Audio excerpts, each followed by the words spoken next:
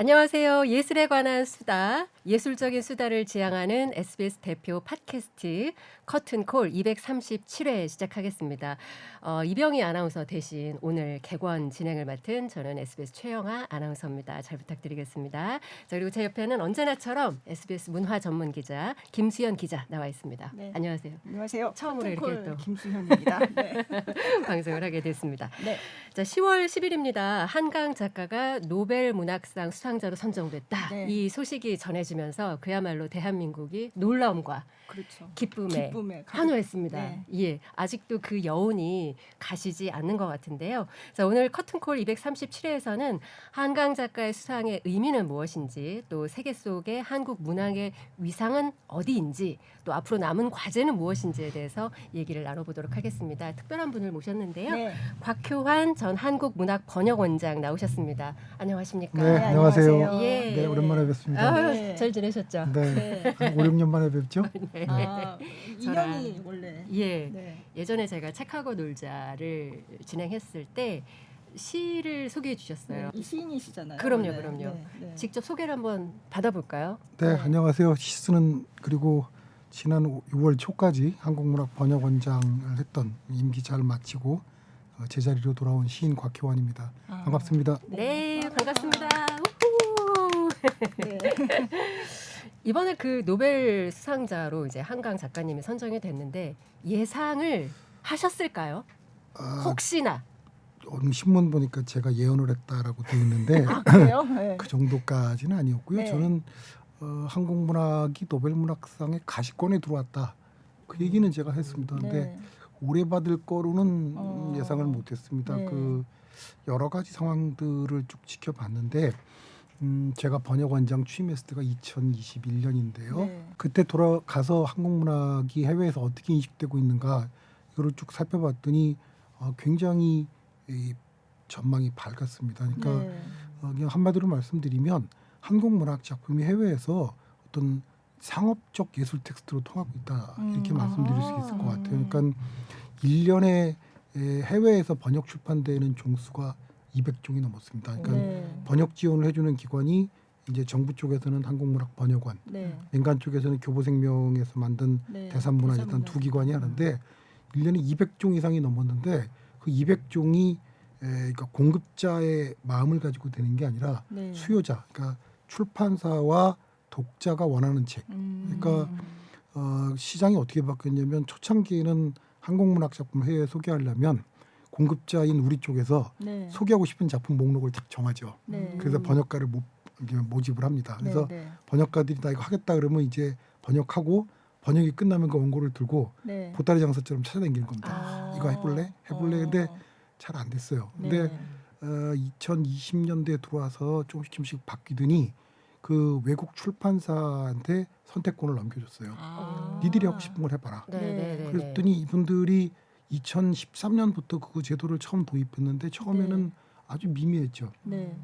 그러다가 2020년대에 들어오니까 100건이 넘고 제가 원장 취임하는 동안에 150건, 180건까지 올라가는데 네. 외국 출판사가 먼저 한국 작가 또는 한국 출판사한테 원하는 작품의 저작권 계약을 먼저 합니다. 그리고 선인세를 주고 네. 그 계약서를 가지고 번역원에 지원 신청을 하는 게 대부분이었어요. 그러니까 시장 환경이 급속하게 바뀌고 있구나. 네. 그리고 그 해외의 유명한 언론들 있지 않습니까? 네. 뭐 뉴욕타임스라든지 네. 뭐 프랑크푸르트 알게마이너 자르튼 이런 네. 각 국가의 유명한 신문들에서 한국 작가들의 작품 리뷰가 나오는 숫자가 굉장히 늘어나고 네, 네. 그리고 좀 이따 말씀드리겠습니다만 2016년도에 한강 작가가 맨부커 인터내셔널을 받은 이후로부터 매년 한국 작가들이 해외에 여러 문학상의 후보로 막 올라가고요. 예. 적어도 한 해에 두세 개, 많을 때는 7, 8개씩의 네. 문학상을 받습니다. 그러니까 이런 환경들이 정말 놀랍다. 제가 이 일을 처음 시작한 게 1992년이었거든요. 네. 그때 노벨문학상은 그냥 목표였죠. 네. 근데 제가 번역원장을 하면서 여러 이런 통계들을 보면서 네. 상당히 한국문학의 여건이 좋아졌다. 그리고 이제 다니면서 만나고 또 이런 것들을 보면서 완전히 한국문학이 세계 문학계의 유력한 인사들 또는 유력한 출판사들한테 인식되고 있구나. 그래서 그래서 제가 작년 올해 사이에 많이 했던 게 노벨 문학상은 가시권에 들어와 있다. 네. 다만 이제 시기에 관한 문제다. 그래서 이제 그 안에 제가 언급한 여러 명의 작가가 있었죠. 근데 네. 한강 작가가 받을 거라는 건 사실 예측을 못했어요. 네. 왜냐하면 받을 만한 충분한 자격은 갖추고 있죠. 네. 그러나 한강 작가의 문제라기보다는 노벨 문학상은 작품상이 아니고 좀 네. 공로상적 성격이 그죠. 강합니다. 그래서 예. 그 작가의 작품 세계 전체 네. 또는 그 작가가 작품을 발표하는 생애 동안에 어떤 모습을 보여줬는가 네. 이런 것들을 많이 보거든요. 네. 근데 한강 작가를 보면 다 갖췄는데 나이가 젊어요. 아직 젊은. 그 얘기 그래서 많이 하시더라고요. 조금 기다려야 되겠다. 아니면 음. 다른 작가들이 그보다 좀 연배 있는 네. 작가들이 있으니까. 근데 그 정도 얘기 있죠. 가시권에 있다 그랬는데 이 말이라는 게 하나 건너가면서 네. 제가 예언을 예언을 했다. 네, 뭐 그래서 쪽집게였다. 네, 뭐 이제 그거는 좀 아니다라고 말씀드리고 예. 싶습니다. 어쨌든 뭐 수치상으로 또 혹은 체감적으로 어느 정도 우리 문학이 조금 달라졌다 이거 이제 느끼셨다 이렇게 말씀을 해주셨는데 그러면 한강 작가가 이렇게 수상하게 된 좀 결정적인 이유 이런 건 어떻게 보십니까? 사실 국허상이 컸을까요? 국허상이 컸죠. 왜냐하면 제가 그 한강 작가의 작품 번역 출판 내역들을 쭉 살펴봤어요. 근데 네. 한강 작가가 이제 해외 무대에 소개되기 시작한 거는 그렇게 오래지 않습니다. 그러니까 네. 2010년도에 네. 베트남어로 그 한강 작가 작품 채식주의자가 번역되거든요. 근데 베트남어 이런 거는 그렇게 파장이 크지 않거든요. 근데 2015년도에 네. 그 채식주의자가 영어로 번역 출판이 네, 됩니다. 네. 근데 그것도 상당히 재미있는 얘기가 있는데 제가 대산문화재단에 이제 상무로 있을 때인데 네. 저희 이제 사무국장이 영국에 출장을 갔는데 네. 한 출판사 대표가 자기를 만나더니 한강의 채식주의자라는 작품을 아주 주의 깊게 보고 있는데 작품 좋다. 근데 상업성에 자신이 없다. 그래서 이걸 좀 지원을 받고 싶다. 그렇게 얘기를 했대요. 그래서 제가 그거 왜 안 되냐? 바로 해줘라. 네. 그래서 이제 저희가 대산문화재단의 번역 출판 지원 프로그램에 지원을 해줬거든요. 네, 네. 근데 그 이후로 바로 이듬해 네. 한강 작가가 맨부커 인터내셔널을 받았죠. 그러니까 그렇죠. 네. 영어권에 처음 소개된 게 2015년인데 처음 소개된 그 작품으로 네. 바로 맨부커 인터내셔널을 받은 겁니다. 그러니까 이 작품 자체가 사실 일반 독자가 읽기는 사실 쉬운 작품은 아닙니다. 그러나 네. 서구의 전문 독자들이 보기에는 굉장히 놀라운 작품이거든요. 그러니까 우선 그 채식을 선언한 여성. 근데 네. 이 여성은 스스로 자기가 나무가 되어가고 있다고 믿고 있죠. 네. 네. 근데 사실 그 과정을 통해서 자기가 채식을 선언하는데 그 아버지나 남편으로부터 네. 굉장히 그 폭력도 당하고 네. 가부장적 질서라든지 한국 사회 그 완강한 유교적 질서에 대해서 얘기를 하고 있거든요. 그래서 네. 한 개인으로서의 희생자, 한 개인으로서의 갖는 순환, 고통 이런 것들을 보여주고 있는데 아주 탁월한 거예요. 근데 네. 이게 이제 채식이라는 것 자체가 그때만 해도 한국 독자들한테 좀 낯설거든요. 네. 그러나 유럽 독자들한테는 그쵸. 낯익은 소재고 네. 그게 한국의 여성, 그다음에 한국의 유교적 질서 이런 것들하고 맞물리면서 네. 아주 매력적으로 보였던 것 같아요. 그러니까 그게 가장 컸고 그다음에 이제 그 하나 가지고 된 게 아니라 한강 작가의 작품이 이제 그 다음 작품들을 주목해서 봤을 텐데 네. 제가 오늘 글에도 썼습니다마는 그 다음에 발표한 소년이 온다. 네. 그리고 작별하지 않는다. 이 두 작품을 보면 앞의 작품은 어떤 개인으로서의 희생을 얘기하고 있다면 뒤에 두 작품은 5.18 광주민주화운동과 네. 제주 4.3과 연관돼서 어떤 거대한 권력이 빚어낸 참극 속에서 한 개인이 겪게 되는 고통, 비극을 맞아요. 그려내고 있는데 이 작품들이 채식주의자 못지않게 저 개인적으로는 소년이 온다 같은 작품은 아주 좀 탁월한 작품이라고 예. 믿거든요. 네. 그게 아마 서구 독자들 또는 세계 문학의 어떤 중심축에 있는 사람들한테 굉장히 강렬하게 인식을 준 것 같아요. 그러니까 네. 한 번에 되는 건 아니지만 이런 작품들의 단계들이 굉장히 효과적으로 먹혔던 것 같고요. 네. 좀 여기에서도 좀 비화를 얘기하자면 네. 한국 성장을 우리가 압축 성장이라고 그러잖아요. 근데 네. 사실 노백문학상도 압축 성장과 같은 겁니다. 뭐든지 압축이야. 왜냐하면 이제 한강 작가의 작품이 네. 숫자적으로 보게 되면 총 28개 언어의 82건이 번역 네. 출판됐다고 돼 있거든요. 네. 그러니까 사실 이거는 가장 우리가 쉽게 비교하는 건 일본하고 비교하잖아요. 네네. 일본에 가장 최근에 노벨상 받은 게 94년도에 오에겐 자부로 선생이 받았는데 네네. 오에겐 자부로 선생이 노벨상 받기 직전까지 17개 나라에서 79종이 번역 출판됐어요. 아. 그 비슷하죠. 네. 그리고 또 사실 한강 작가는 82종 중에는 4권은 여러 작가들하고 같이 낸 앤솔로지 상품이거든요. 그러니까 네. 비슷하단 말이에요. 근데 차이는 오에겐 자부로 선생은 수십 년 동안 쭉 낸 거고요. 네. 우리는 이거는- 한강 작가 작품 2010년도부터 어. 한 2021 14년 정도? 네. 그리고 실제로 그 한강 작가는 그 채식주의자 영어 번역이 주목받은 이후로 2015년, 네. 한강 작품이 대부분이 그 이후로 번역되거든요. 네. 아. 네. 그러니까 짧은 기간 동안에 선택과 집중의 승리다. 이렇게도 저희는 얘기를 합니다. 근데 네. 실제로 그런 전략을 택할 수밖에 없어요. 왜냐하면 그 한국 문학 작품을 정책적 번역 지원이라는 말을 많이 쓰는데 네. 이게 한국 문학 번역 해외 소개 역사를 쭉 토틀어 보면 사실 18세기까지 거슬러 올라갑니다. 아 18세기요? 예, 이제 18세기 말에 네. 영국의 이제 미국이죠. 영어로 한국 민담집이 나옵니다. 아, 그리고 그 1892년인가 93년도에 네. 그 프랑스의 망명간 그 김옥균을 예. 그 암살한 홍종호가 거기서 춘향전 심청전을 내요. 근데 아. 그거는 사실 번역이라고 보기는 어렵고요. 네. 일종의 번안에 가깝습니다. 아. 홍종호가 번역하려고 춘향전 듣고 갔을 리가 없고 네. 자기가 이야기하고 네. 거기 이제 프랑스 작가 로진이라는 사람이 같이 듣고 하니까 아. 실제 원문을 보면 내용이 많이 틀려요. 어쨌든 그 처음에는 그렇게 고전들이 번역이 되는데 네. 주로 선교사들이나 뭐 음. 이런 사람들이 한국 호기심을 가지고 번역을 많이 합니다. 네. 근데 우리가 번역 출판을 뭐 정책적으로 지원한다는 생각은 못 해봤죠. 근데 1968년도에 한국에서 도저히 받아들일 수 없는 사건이 하나 생깁니다. 그게 뭐냐면 네. 일본의 가바다 스나리가 음. 노벨 문학상을 노벨문학상을 받았어요. 그 이제 네. 뭐랄까 아시아에서는 두 번째로 받은 네. 거죠. 근데 그렇죠. 인도의 탁오로 그러면 네. 아시아지만 멀게 느껴지고 그쵸. 남식 예. 같잖아요. 근데 연말에 일본이 받으면 이건 곤란하죠. 더구나 일본인데 네. 그래서 발칵 뒤집힙니다. 그래서 왜 못하냐. 그래서 우리도 노벨상 문학상 받아보자. 네. 이래서 이제 1974년도에 지금 예술위원회의 전신인 문예진흥원에서 네. 번역 출판 지원 사업을 시작합니다. 아. 그런데 그로부터 6년이 있다가 황순원의 별이라는 단편집이 네. 영국도 아니고 미국도 아니고 홍콩에서 나옵니다. 네. 그러니까 이제 그렇게 시작한 거죠.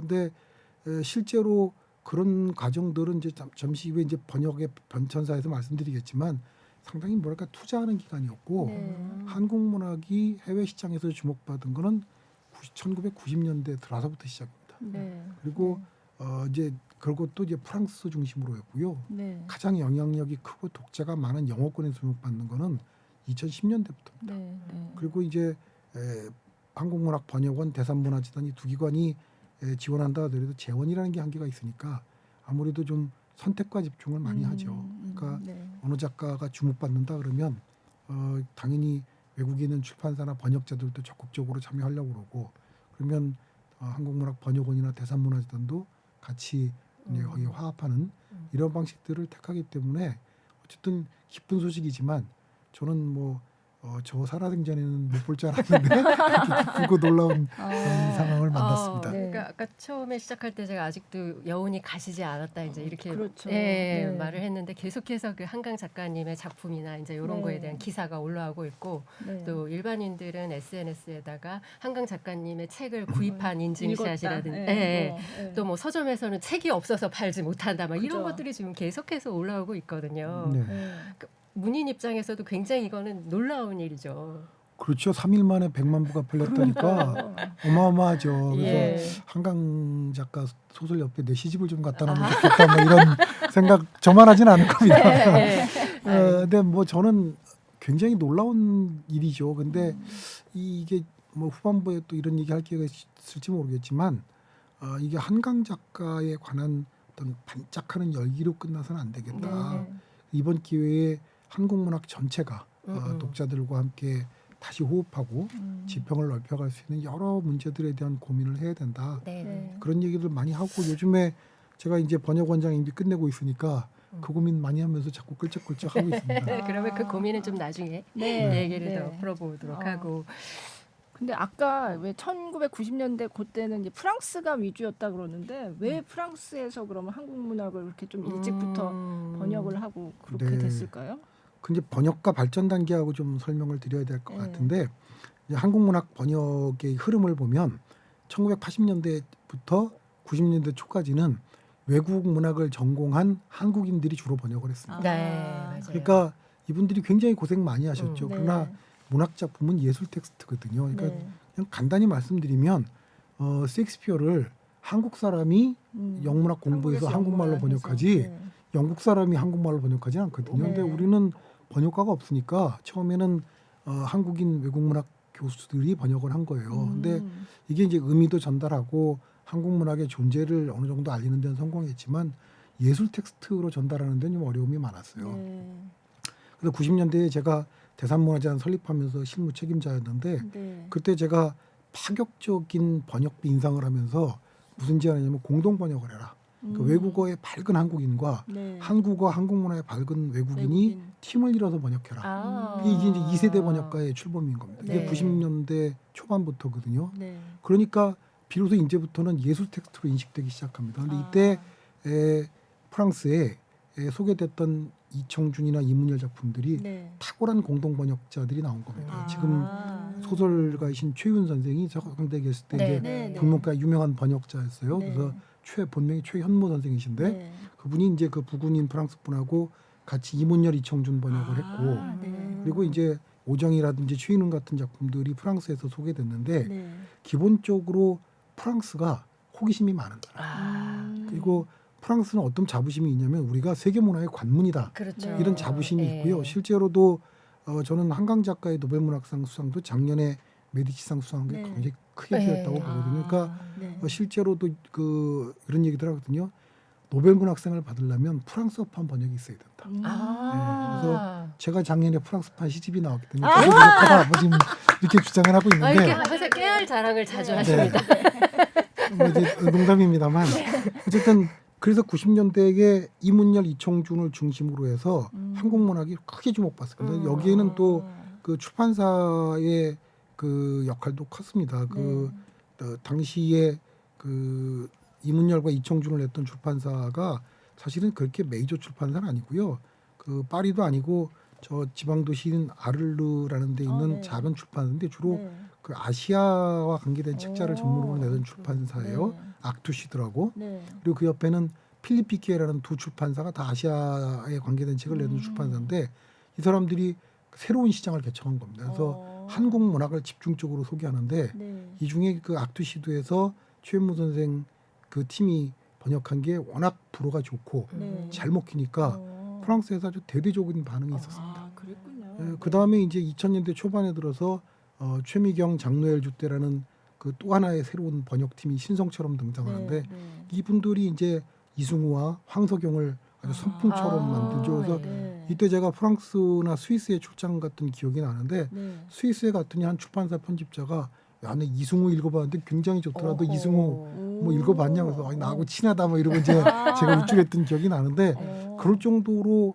2000년대까지 그 굉장한 주목을 받은 이거는 이제 번역의 승리인 겁니다. 그러니까 네. 그리고 그 다음에 이제 2010년대에 들어와서 3세대 번역가가 등장합니다. 이 3세대 번역가는 뭐냐면 아무래도 공동 번역은 잘 되긴 하지만 시간도 많이 걸리고 네. 또 가끔 가다 보면 공동 번역자들 간의 견해 차이가 생기기도 하고 그렇겠죠. 아, 예. 뭐 제가 한 어떤 팀을 하다 싸워가지고 다음부터는 안 하기도 하고 뭐 이런 일도 생기죠. 네. 근데 이 3세대 번역가는 이제 제가 원어민 번역가라고 말하는데 네. 네. 이건 이제 국적이나 피부색이 아니고 네. 도착어. 그러니까 뭐 아, 영어나 네. 불어도 네. 도착어로 표현 능력이 아주 뛰어나고 네. 그다음에 출발어, 한국어에 대한 네. 이해 능력이 아주 뛰어난 번역자. 네. 이게 이제 그 맨 앞에 있는 사람이 김지영이라는 번역가입니다. 그러니까 아. 2012년도에 신경숙 작가의 엄마를 엄마를 엄마를 부탁해를 부탁해. 번역한 네. 번역기자인데 네. 뭐 김지영 씨가 들으면 좀 언짢겠지만 그 어머니가 네. 유영란이라고 아주 유명한 1세대 번역가입니다. 아. 아니 뭐 뛰어난 번역가세요. 근데 이 네. 어머니가 자기도 좋은 번역을 했지만 자기가 갖게 되는 이 1세대 번역가로서의 고민을 많았던 것 같아요. 그래서 김지영 씨가 아주 어렸을 때부터 미국에 유학을 보냅니다. 그래서 거기서 번역을 공부를 시키는데 네. 이제 딸이 굶을까봐 네. 법학을 복수 전공을 같이. 시켰다. 그래서 김지영 씨가 실제로 첫 직장은 법률사무소에 있었어요. 그러다가 신경숙의 엄마를 부탁해를 번역했는데 네. 이 작품이 그 미국의 아주 큰 상업 출판사인 크롭에서 출판이 그죠. 됐고 인기가 많았잖아요. 그럼요 당시에 선인세로 2만 달러를 네, 받은 거는 맞아요. 노벨상 네. 작가급을 받은 겁니다. 네. 그리고 그 당시에 뉴욕타임스 이런 데서 베스트셀러에 그죠. 꼽혔거든요. 그 이유가 김지영 씨가 워낙 뛰어난 번역을 한 겁니다. 아. 그래서 신경숙 씨가 그 이듬해 그 북과상 맨부커 아시아라는 상을 받습니다. 네. 지금은 없어졌죠. 근데 네. 그게 아마 북과상 인터내셔널로 네. 통합된 것 같은데 네. 그러면서 영어권에 한국문학 작품이 주목받기 시작한 겁니다. 그래서 그 김지영 씨 공로가 매우 큽니다. 네. 그 다음에 이제 한강의 시작이 나오고 이러면서 네. 가장 영향력이 크고 독자가 많은 영어권에서 2010년대 초중반에 들어서부터 본격적으로 알려지고 보급되기 시작합니다. 그래서 그 1세대 번역가가 김지영, 그 다음에 잘 아시는 허정범, 네. 그다음에 데보라 스미스, 네. 김소라, 네. 그다음에 이런 번역가들이 막 등장하는 겁니다. 아. 그래서 사실 번역가의 진화하고 한국 문학의 네. 해외 소개 관계는 아주 밀접하게 맞물려 있다. 네. 그래서 저는 그 번역의 진화가 네. 한국 문학 세계화하고 정비례 관계에 있다. 이렇게 제가 늘 아. 말씀을 드립니다. 네. 이제 뭐 한강 작가가 노벨상을 받았기 때문에 한강 작가에 대한 어떤 번역 이런 것들도 이제 물밀듯이 들어올 것 같고 한강 작가뿐만 아니라 한국 문학가를 또 번역하고 싶어하는 이제 그런 출판사들이 많을 거 아니에요. 네. 이런 부분에 대해서도 얘기가 돼야 될 것 같네요. 그 정도로 좀 인력이 저희가 있습니까? 그 제일 큰 문제가요. 수요는 있는데 번역자가 없는 겁니다. 아, 그러니까 네. 제가 번역원 가서 했던 일 중에 아주 재밌는 일이 해외의 메이저급 출판사나 아니면 유력한 출판사, 이게 그 나라에 상당히 주목받는 출판사의 편집자들을 불러서 네. 일주일 동안 한국에 머물게 하면서 한국 작가, 출판인, 그 저작권을 가진 출판사들과 네네. 미팅하는 자리를 만들어줬는데 생각보다 좋은 출판사 편집자들이 많이 왔어요. 그 중에 그 제가 기억나는 게 독일 출판사인데 네. 제가 이제 2005년도에 프랑크푸르트 도서전이 세계적으로 큰 도서전이 한국이 주빈국이었어요. 맞아요. 그러니까 이제 저희 미션은 뭐냐면 독일에 가서 메이저 출판사에서 한국 문학을 내라. 이게 저희 미션이었어요. 아, 네. 그래서 참 맨땅에 헤딩하는 기분으로 그 보따리를 들고 갔는데 네. 맨 먼저 간 게 독일 최고의 출판사인 주어캄프에 가서 니네 95년도에 낸 고은 시집 다시 내자. 아. 근데 안 된대요. 그래서 그걸 제가 이틀을 붙잡고 매달렸더니 그건 내주겠다. 그리고 한 권만 더 내자. 네. 그래갖고 그 주어캄프사에서 책을 몇 권 내기로 했는데 그래 나온 게 이제 그 박완서, 이창동, 최인석 이런 사람들의 중편집. 그다음에 이제 이문열의 시인을 주어캄프에서 내기로 했는데 네. 그거 갖고 안 되잖아요. 그래서 네. 이제 프랑크푸르트 도서전장에 가서 유명한 출판사들을 몇 개 찾아갔어요. 그 중에 하나가 한저라는 출판사인데 아주 네. 괜찮은 출판사. 또 하나는 이제 이름이 기억이 안 나는데 네. 찾아갔더니 이 사람들이 저한테 뭐 예약하고 왔냐는 거예요. 네. 예약했을 리가 없죠. 예약은 안 했는데 좀 진짜 맨땅에 네. 맨땅에 헤딩 진짜. 이런 거 좀 하고 싶다. 그래서 네. 얘기했더니 예약하고 그러는 거예요. 네. 그러면서 저한테 당연하죠, 뭐냐면 독일이니까. 무라카미 하루키 읽어봤는데 하루키 같은 작가 가지고 와라 그러는 거예요. 그때 그 저의 그 감정 상태는 네. 정말 아. 내가 이 독일에 다시 오면 네. 뭐다라는 더럽고 생각이 들었었는데 치사하다. 문제는 그때 저를 그 뭐랄까 그렇게 홀대했던 그 두 출판사에 네. 편집자들이 왔어요. 일주일씩 출장을 내고. 오. 그래서 제가 인사말 할 때 내가 이런 일이 있었다 할 때 그 사람들이 뭐냐면 그건 내 전임자들 얘기고 다르다. 아니야. 뭐 이제 이런 얘기까지 하고 그랬는데 그럴 정도로 환경은 바뀌었고요. 네. 그리고 제가 아까 이제 한국 문학의 여건들이 많이 바뀌었다 그랬는데 우리 작가 중에서 선인세 2만 달러를 받는다는 거 굉장한 거거든요. 이거는 네. 보통 우리가 말할 때 노벨상 작가가 수준이 되면 음. 2만 달러의 선인세니까 책 짓기도 전에 무조건 2만 달러를 먼저 계약금으로 주는 겁니다. 그러니까 굉장히 큰 돈이죠. 그죠. 근데 그걸 받는 작가가 10명이 넘습니다. 아 그래요? 우와. 그만큼 인기가 있어요. 해외 출판사에서. 해외 출판사에서요. 누구누구인지 말씀해 주시면 안 돼요? 뭐 이게 좀 대략. 영업상 비밀이라서 좀 세무서 관계도 있고 그래서 아 그런가요? 네. 하여튼 뭐 구체적으로 말씀 못 드리지만 하여튼 네. 그런 작가가 두 자리 숫자예요. 오. 근데 그러면 그만큼 수요가 많다는 거고 아까 1년에 200종 이상이 나온다고 그러고 네. 실제로 대산재단이나 번역원에 번역 출판하겠다고 시원 시청 내는 건 300건이 넘어요. 근데 번역자가 없다는 겁니다. 아까 말씀드렸듯이 믿고 신뢰할 수 있는 번역자가 손꼽는 수준인 겁니다. 음. 그래서 제가 이 한국 문학이 노벨 문학상을 받은 이후에 해야 될 일이 뭐냐? 네. 그러면 저는 딱 두 가지만 얘기합니다. 하나는 네. 뭘까요? 지금처럼 번역 출판을 지속적으로 계속 활성화해 줘야 된다. 네. 그래서 음. 한국 문학 자체가 세계 문학의 일원으로서 생태계를 조성해야 된다. 네. 네. 그래서 그게 첫 번째고 두 번째는 미래를 준비해야 된다. 네. 그러니까 믿을 수 있는 번역가를 번역가. 양성할 수 있는 시스템을 갖춰야 네. 된다. 네. 그래서 제가 번역원장 할 때 저희 번역원의 번역 아카데미라고 번역가를 네, 네, 양성하는 그렇죠. 교육기관이 네. 있어요. 근데 네. 이거를 대학원대학으로 바꾸려고 그랬어요. 근데 음. 대학원 과정. 난관이 많더라고요. 근데 아. 그걸 바꾸려고 그랬던 가장 큰 이유가 제가 부임을 해서 이 번역 아카데미 졸업생 전수조사를 했대요. 네. 그랬더니 절반이 어디 갔는지 알 수가 없어요. 아, 그래요? 왜냐하면 이 사람들이 왔을 때는 기억하시겠지만 우리나라에서도 한국의 영문과나 불문과 다닐 때 내가 번역할 거야 이렇게 말하는 애들은 그 과에서 정말 탑 오브 탑입니다. 네. 그러니까 번역 아카데미 공부하러 오는 학생들의 80% 이상은 해외 한국학과에 있는 한국학과 학생 중에 가장 뛰어난 아이들이 옵니다. 네. 네. 얘들이 2년 동안 공부하는데 아무것도 없어요. 아. 그러니까 갈 자리가 없는 거예요. 네. 그러니까 뭐 파트타임으로 번역을 하거나 네. 아니면 다시 다른 대학에 대학원을 가야 되고 이런 식인 거예요. 이거는 낭비다. 그래서 제가 그때 부임하면서 그 문체부 장관님한테 그런 얘기했거든요. 저는 번역대학원 대학을 하고 싶다 했더니 왜 하려고 그러니? 그래서 네. 간단히 말씀드리면 그 한국에도 이 시스템을 갖춰야 됩니다. 그러니까 그때 당시에 그 일본 그 정신대를 지지했던 그 미국 교수가 있어요. 램지어라고. 아, 네, 네. 그 사람을 보면서 나는 그 사람을 남들 다 욕하는데 저는 그 사람이 부럽습니다. 그랬더니 장관님이 화를 보면서 어떻게 그런 말을 합니까? 그랬더니 아니 그냥 간단히 말씀드리면 램지어는 일본으로 공부했고 일본 돈으로 먹고 삽니다. 아. 그 사람이 일본 지지하는 게 그 자기한테 우리는 이득이 밉지만 되는 거죠, 그렇죠. 일본 입장이나 그 네. 사람 입장에서는 네. 당연한 겁니다. 어. 근데 제가 부러운 거는 그런 램지어 같은 사람을 키워내는 일본의 시스템이 부럽다는 겁니다. 이야. 그래서 한국에서도 그런 램지어 같은 사람을 키워내서 번역대학원에서 학위를 주면 우리도 외국에서 공부하면 대부분 돌아오잖아요. 네. 돌아와서 한국 대학에 자리 잡고 문화기관에 종사하면서 음. 죽을 때까지 자기 공부한 걸로 먹고 산단 말이에요. 어. 저희도 그 사람들이 공부하고 돌아가면 음. 그 외국에 가서 자기 본국에 가서 교수가 되거나 문화기관의 종사자가 되면 네. 죽을 때까지 한국 문학 갖고 얘기합니다. 그죠.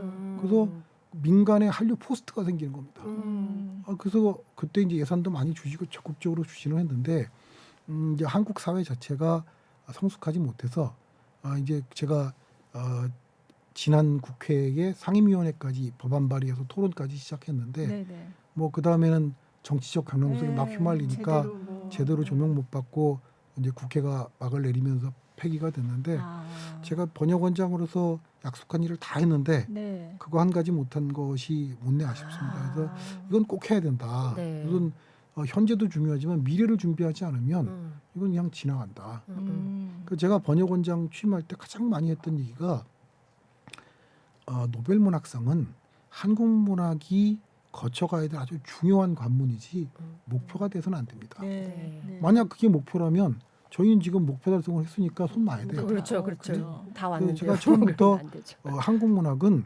세계 문학으로서의 한국 문학이 돼야 됩니다. 그리고 세계인이 함께 있는 한국 문학이 돼야 됩니다. 그 과정 속에서 노벨 문학상은 중요한 관문입니다. 그러니까 저희는 이제 그 아주 중요한 관문 하나를 통과한 거예요. 네. 그래서 이제 지금부터 본격적으로 세계인이 함께 있는 한국 문학, 세계 문학으로서의 한국 문학을 만들어야 되는데 그러기 위해서 가장 필요한 것이 뭐냐? 그 두 가지를 제가 말씀드린 겁니다. 그 한광 작가가 이제 한다고 이제 발표가 나서 모국어로 노벨 그러니까. 문학상을 읽을 수 있다. 번역해서 읽는 게 아니라 예. 네. 이 기쁨이 너네 이거 오리지널로 읽어봤어? 뭐 그렇죠. 이렇게 할수 우리만 알 수 있는 그렇죠. 거잖아요. 근데 네. 이제 이 우리만 아는 것들을 이제 세계에 있는 많은 그 문학을 사랑하는 독자들에게 이제 알려야 되는 게 이제 번역의 중요성이라고 볼 수 있을 것 같은데 번역가를 양성하고 번역가를 준비하는 게 중요할 것 같거든요. 이제 아까 그래서 제가 번역가가 필요하다는 건데 네. 이제 엊그저께도 신문에 보니까 한강 소설을 AI로 돌린 번역과 네. 전문 번역가가 번역을 놓고 이렇게 비교하는 기사도 있었거든요. 그래요? 네. 근데 결국 AI가 돌리는 번역이라는 거는 그 뭐랄까 좀 기계 번역인데 그죠. 기본적인 속성이 틀립니다. 왜냐하면 네. AI 번역은 정확성과 표준성을 강조합니다. 네. 근데 예술 텍스트가 지향하는 건 독창성과 유일성이에요. 그죠. 그러니까 근본적으로 기계가 할 수 없는 겁니다. 그래서 사람이 하는 번역이 바로 그 유일성, 창의성이라는 걸 살리는 게 사람이 하는 번역입니다. 네. 근데 그 기사에도 이렇게 나왔고 실제로도 작년인가요? 저희 이제 AI가 그 작년 3월쯤 되는 것 같은데 챗 GPT가 나서 난리가 났었을 때 네. 이제 번역원에도 작은 소동이 있었는데 그래서 제가 이제 챗 GPT AI 시대의 번역의 미래라는 심포지엄을 했을 때 네. 여러 번역가들도 모았고 네. 실제로 그 심포지엄의 기획위원들을 기계 번역 또는 네. 심지어는 네이버의 그 파파고를 파파고, 만드신 분 네. 이런 분들을 네. 불러서 기획위원을 만들고 아. 발표 토론했어요. 근데 네. 결국 나온 결론이 뭐냐면 기계 번역이 인간의 일들을 많이 해결해 줄 수는 있지만 예술 텍스트 작품, 번역하기까지는 어렵다. 네. 그러면 기계 번역이 인간 번역을 대체할 수 있는 방법은 딱 하나다. 뭐냐면 AI가 사유하는 능력을 갖게 되면 대체 가능하다. 근데 아. 그거는 예, 뭐 언젠간 가능할지 모르겠지만 네, 네. 사실 현재로서는 좀 어렵다고 보는 그죠. 거죠. 네. 그리고 그런 뛰어난 번역가들이 있는 게 매우 중요한 겁니다. 네.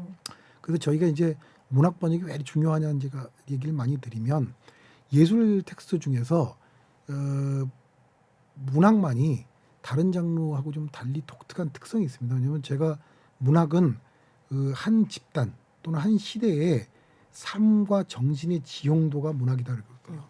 그러니까 사실 김수현 기자나 최영환 아나운서도 책 보면 어렸을 때 러시아 작품이나 프랑스 소설을 읽으면 그걸 통해서 그 프랑스 사회 또 프랑스 그 그렇죠. 시대를 그렇죠. 네. 그대로 이해하지 않습니까? 네. 그러니까 다른 장르에 살 수 없는 묘한 매력이 있어요. 그래서 그 문학 작품의 번역은 가장 평등하면서도 가장 온전하게 하나의 예술 정신 문화적인 세계를 그대로 옮겨갈 수 있는 게 문학입니다. 네. 근데 번역이 따라야죠. 그렇죠. 이 번역은 반드시 필수적인 거고 네. 이 번역의 어려움이 뭐냐면 근대화 과정을 겪으면서 주도권을 서구 사회가 가졌어요. 네. 아. 그러다 보니까 서구 사회로부터 문화적 근친성이 멀수록 불리해요.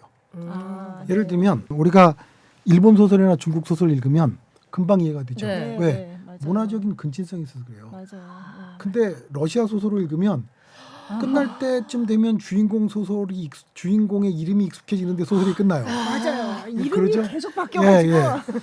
그러니까 이게 거린 겁니다. 네. 그리고 주변국이고 근대화의 후발국일수록 번역은 어렵습니다. 네. 그러니까 그만큼 많은 거리를 뛰어넘어야 돼요. 음. 이거를 번역해 해내는데 우리가 아까 정책적 지원 30-40년 만에 그 벽을 뛰어넘었다는 게 네. 굉장히 놀라운 일인 네. 겁니다. 음. 그래서 이게 노벨 문학상은 제가 신문에 글을 쓸 때 뭐냐면 한강 작가의 수상이고 네. 그다음에 한국 문학과 번역의 수상이고 네. 그리고 한국 예술 문화의 수상이다 그랬거든요. 네. 그 말이 가능한 이유가 이 번역 문제 때문에 그렇습니다. 그럼 지금 번역 인력 양성하는 그 지금 아카데미에서는 뭐 몇 명이나 이를테면 뭐 어떤 식으로 교육을 하고 있는 거예요? 그러니까 지금 모든 언어를 다 할 수는 없고요. 네. 제가 번역 아카데미는 이제 여기 또 선택과 집중이 들어갑니다. 그죠. 그래서 네. 영어, 네. 불어, 독일어, 스페인어, 그다음에 러시아어, 중국어, 일본어. 아. 이게 쉽게 말하면 사용자가 많은 7개 언어를 네. 정식적으로 학생들한테 가르칩니다. 어. 그래서 한 해에 한 학번마다 한 7명에서 8명 정도씩을 받습니다. 네. 근데 이 중에 80% 정도가 네. 해외에서 한국 학과를 마치고 온 외국 학생들입니다. 아. 그리고 한국인은 이제 그 한 20% 이하인데 네. 네. 한국인을 왜 받냐면 네. 두 가지 이유에서 그럽니다. 하나는 언어는 섞여야 발전합니다. 맞아요. 그죠? 네. 우리끼리 있어봐 영어 안 늘거든요. 맞아요, 맞아요. 그 우리 저 애들 유학 보내면 그죠. 한인타운에 있으면 절대 안 느는 거랑 똑같습니다. 한국인 없는 학교를 네. 그래서 가잖아요. 그래서 언어가 섞여야 되는 거고 두 번째는 한국인들인데도 뛰어난 번역가가 나올 수 있어요. 네. 예를 들면 허정범 같은 번역가 그렇죠. 안톤허 말씀하시는 거죠. 그런 네. 네. 번역가들이 기회를 줘야죠. 네. 그래서 그분들한테 기회를 드리는 겁니다. 네. 그래서 이제 이걸 하게 되면 이제 제가 기재부라든지 또 뭐 교육부 또는 국회의원들 설명할 때 아니 이대도 외대도 통번역 대학원이 있는데 이거 왜 정부까지 하려고 그래요? 그리고 또 많은 분들이 이렇게 얘기하는데 다릅니다. 이제 어떻게 다르냐면 한국에 있는 통번역 대학원은 대부분이 한국 한국 학생입니다. 사람들이죠. 네. 그리고 네. 번역을 가르치지 않습니다. 네. 이화여자의 통번역 대학만 번역을 한 과목 가르칩니다. 아. 다 통역을 가르쳐요. 네. 네. 그러니까 번역을 가르치는 게 없는 거예요. 그리고 다 한국 학생들이잖아요. 그러니까 학령 인구가 안 겹쳐요. 네. 그리고 지금 아까 말한 대로 원어민 번역가를 구성하기 때문에 그죠. 그 완전히 다르다. 네. 그걸 한참 설명하면 고개를 끄덕끄덕 하긴 하는데 네. 이제 우리나라가 그런 거를 다 귀 기울여 두고 들어주기엔 너무나 그 뭐랄까 익사이팅한 일이 많아요. 그렇죠. 네. 그러니까 막 열심히 설명하고 그러는데 아, 예, 알았습니다. 중요한데 생각해볼게요. 그러고 그 다음에 네, 가보면 네, 뭔가 그때 좀- 그게 뭐였지 뭐 이러거든요. 아니, 뭐, 어떡하죠? 이제 예. 원장 임기도 끝났는데 예. 이제 다음 원장님께서 또 하셔야 뭐 잘하실 되니까. 거고요. 이제 이번 거를 계기로 삼아서 네. 좀 이제 국민적 관심이 생겼잖아요. 맞아요. 그렇죠. 그러니까 이제 이 여론의 힘이라는 게 있지 않습니까? 그래서 네. 여론의 힘으로 그걸 꼭 만들어내야 되지 않을까. 그래서 뭐 저는 뭐 많은 분들이 무슨 뭐 기념관을 세운다 그러고 무슨 문학제를 한다 그러고 뭐 이러는데 그런 아, 거보다는 너무 안타까워요. 네. 그거는 쉽게 말하면 자기를 위로하는 네. 자기 치적 자랑용이잖아요. 근데 그렇죠. 진짜 한국 문학이 마르지 않는 강물이 돼서 계속 흘러가기 위해서 이건 좀 다르다는 겁니다. 제가 이제 한국 문학의 발전 단계를 3단계로 설명하거든요. 네. 맨 처음은 한국 문학의 해외 소개입니다. 그러니까 네. 아무도 모르니까 자기 소개하는 게 아까 저처럼 안녕하세요 저 누굽니다 이렇게 소개하듯이 하는 게 자기 소개죠. 네. 네. 그게 이제 80년대 90년대 초까지 그랬죠. 근데 90년대 들어오면서 한국 문학 세계화 단계로 나갑니다. 세계화. 세계 독자들한테 알리겠다. 근데 네. 참고로 이 말 제가 만들었습니다. 어우 역시 이때 이제 김영삼 대통령 때인데 뭐 네. 오리지널은 아니었고요. 그때 김영삼 대통령이 뭐 세계화 맞아요, 세계화 세계화. 그래서 네. 제가 이제 네. 끌어온 겁니다. 네. 한국 근데 문학의 세계화. 네. 그 이 두 가지는 다 전제가 있어요. 나는 주변에 있다. 나는 맞아. 변방에 있다. 네. 그러니까 중심에서 나를 좀 봐달라. 네. 나는 중심으로 가고 싶다는 어떤 욕망이 발휘한 겁니다. 음. 근데 제가 번역원장 취임하면서 말을 바꿨어요. 이제 40년쯤 했으면 바꿔야 된다. 아까 제가 여러 단계들이나 상황들을 설명드렸죠. 그래서 네. 이제 세계문학으로서의 한국 문학이 돼야 된다. 이건 제가 100% 만든 말입니다. 네, 네. 아, 제가 논문을 읽었습니다. 그래서 이거 제가 이 저작권 등록을 해야 되는데 미처 그걸 못한 게 좀 안타까운데 여기서 확실하게 말씀을 네, 하셨어요. 네, 네. 이건 내가 만든 거. 저희가 네. 도장 찍어드릴게요. 근데 이 개념은 뭐냐면 네. 우리가 보통 세계문학의 지형도를 머릿속에 그리잖아요. 네. 그러면 최영 아나운서 세계문학 그러면 맨 앞에 뭐가 떠오르세요? 그리스 로마 신화, 그렇죠. 그쵸. 셰익스피어, 세계문학 뭐 이거 전집하면 떠오르지 않습니까? 맞아요. 네, 프랑스 가면 발레리, 네. 빅토르 위고, 네. 그다음에 독일에 가서 괴테, 네. 그다음에 러시아에 가서 도스토옙스키, 톨스토이, 너무했죠. 그다음에 미국의 해밍웨이, 네. 그다음에 남미에 가서 가르시아 마르케스, 네. 뭐 바르가스 요사에서 끝나잖아요. 근데 그 다음에 아주 밝은 사람한테 물어보면 오에겐자브로, 그죠. 뭐 여기까지 얘기한다면 네. 한국 문학은 없단 말이에요. 그렇죠. 근데 이제는 그런 세계 문학의 지형도를 그릴 때 음. 한국 작가들도 자연스럽게 세계인들이 떠올릴 수 있도록 음. 그래서 세계인들이 문학 작품을 읽을 때 이 한국 문학 작품을 읽는 것이 전체적인 거를 읽었다고 느낄 수 있는 단계. 네. 이게 제가 말하는 세계 문학으로 한국 문학이에요. 근데 저는 정말 행복한 거는 한강의 노벨 문학상 수상도 기쁘지만 네. 지금의 한국 문학을 바라보는 시선들이 행복해요. 그러니까 아, 어느 네. 평론가가 그렇게 얘기를 했어요. 한강이 노벨 문학상을 받을 만하지만 네. 그렇다고 한강이 한국 문학의 유일무이한 최고의 작가는 아니지 않냐.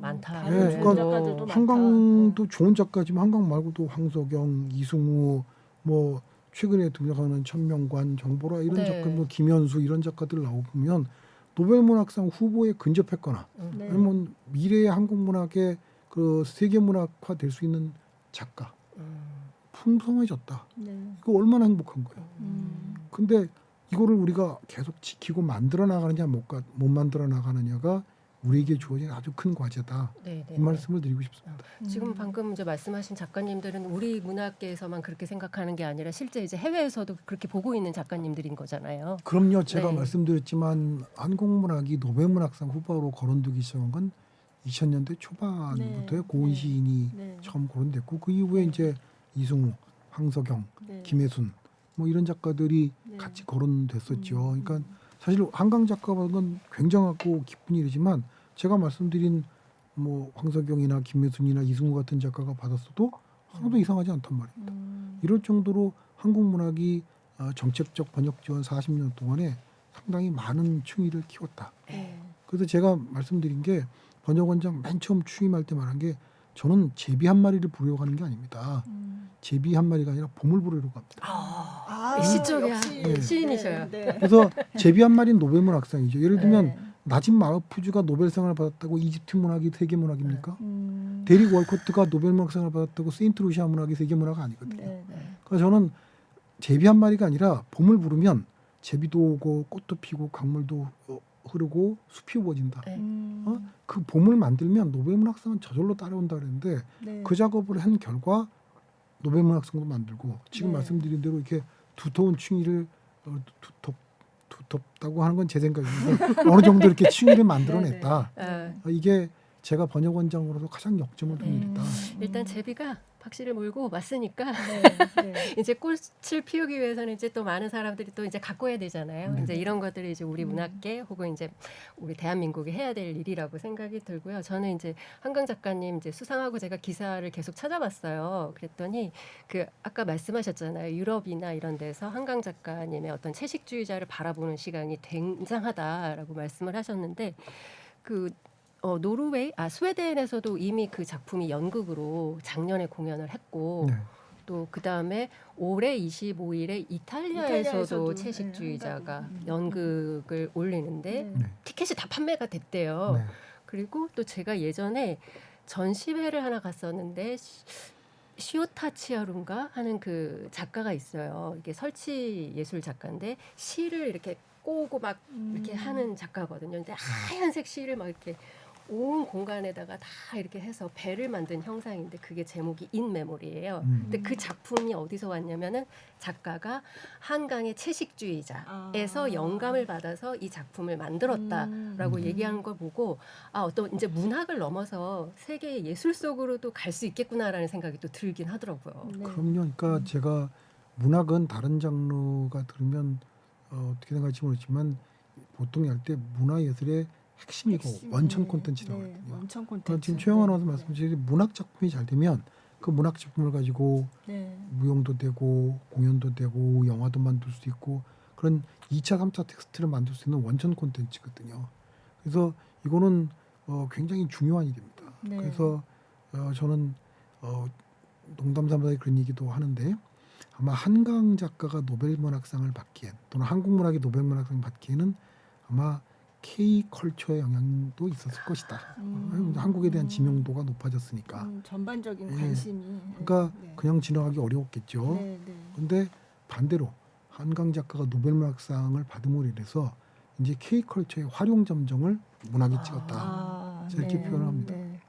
근데 저 하나 또 여쭤보고 싶은 게 노벨문학상이 아까 이제 한국 작가들이 2000년대 초반부터 후보로 거론되기 시작했다고 했는데 사실 노벨문학상을 그 시상하는 스웨덴 한림원에서 올해 후보는 누굽니다 이러고 발표하지는 않잖아요. 네. 예. 근데 그럼 어떻게 이 사람이 후보라는 거를 알 수 있는 걸까요? 그래서 이제 제가 그 한림원 관계자가 아니라서 네, 뭐 네. 정확하게 말씀 못 드리지만 네. 이제 말들이 흘러나오거든요. 네. 그러니까 그래서 도박 사이트가 있는 거고 그러니까요. 그 실제로 네. 많은 경우에 도박 사이트 상위 순번에 있는 분들이 네. 받기도 하죠. 근데 제가 그때 영국 도박 사이트 그래서 좀 이렇게 찾아봤더니 어. 진짜 거기 노벨문학상 담당하는 사람이 있어서 그 오. 사람은 정말 노벨문학상 관련된 거를 계속 공부를 한대요. 그 오. 도박 사이트 그 운영하는 회사에. 예. 그러니까 근데 근데 진짜 이번에는 열심히. 좀 잘 요번에는 열심히 하는데 열심히 안 했나 못 봐요. 맞추네. 네.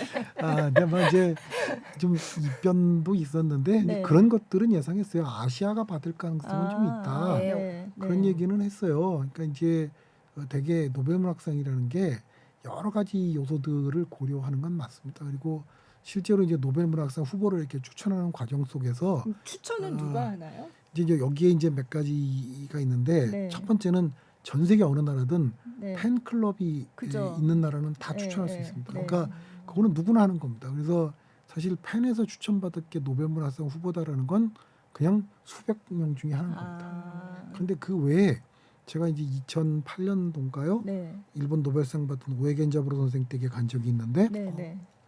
그때 오에 선생님이 놀라운 얘기를 하셨어요. 노벨문학상 수상자들도 추천한다. 그리고 한림원 측에서 네. 수상 후보를 내달라고 이렇게 의뢰하는 사람들이 있대요. 근데 오에 겐자부로 선생이 자기는 추천한다 그랬어요. 네. 그리고 근데 그냥 하는 게 아니라 네.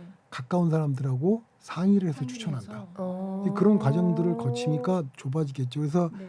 그 오에 겐자부로의 예언이란 말이 있는데 네.